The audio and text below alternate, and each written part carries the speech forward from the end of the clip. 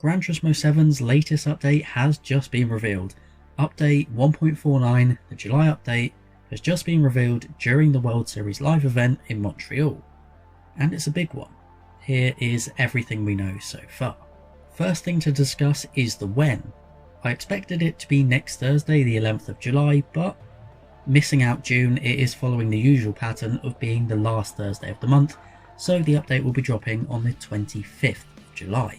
But before we get on to the 6 new cars, you can see we finally got a new track, a new track to GT7, the returning Eiger Nordwand.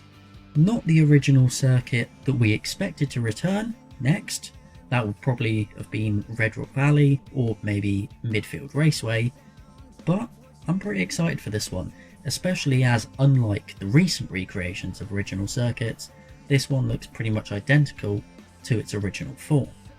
But to get into those cars now, first up we have the Ferrari 430 Scuderia from 2008.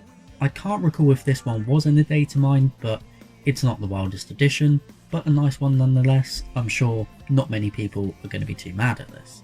Then we have perhaps the biggest finally of Gran Turismo cars that have been missing throughout the entire franchise, the E36 generation BMW M3.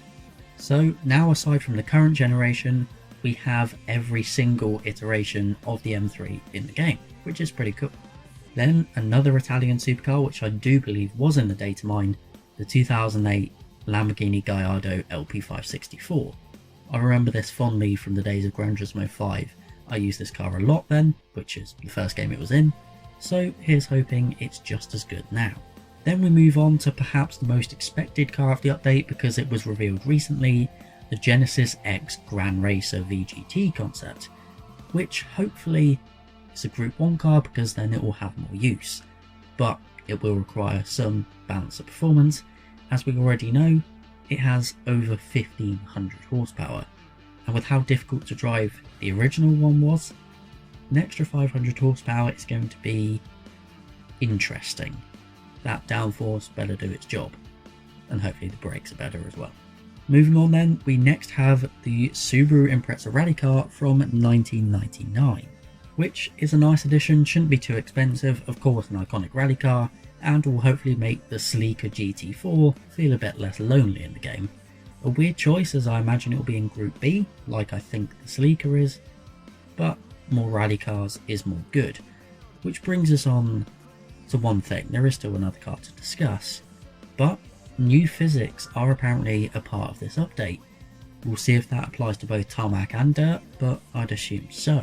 We have no proper article on the Gran Turismo website as it stands, so we don't know what that's going to entail, but of course that's going to be a big part of the update, and very intriguing for now.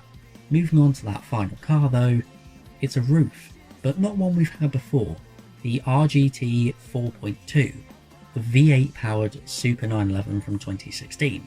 This one could be very interesting.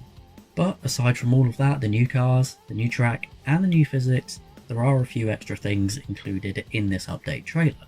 The ability to use Gran Turismo Sophie has been expanded to a few other trucks, Lago Maggiore, and the Nürburgring 24-hour layout. Of course, as per the other Sophie things, this is PS5 only.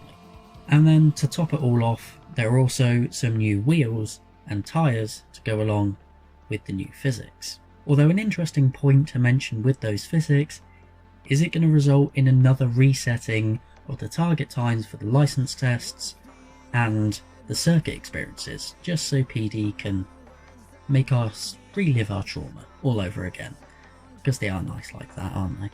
And while it's not confirmed, I'm sure the update will come with its usual complement of extra scapes and menu books. But that is about it for what we know on Gran Turismo 7's 1.49 update, which again I'll say is coming out on Thursday the 25th of July. But let me know your thoughts on it as ever, and thank you very much for watching. Have a good day.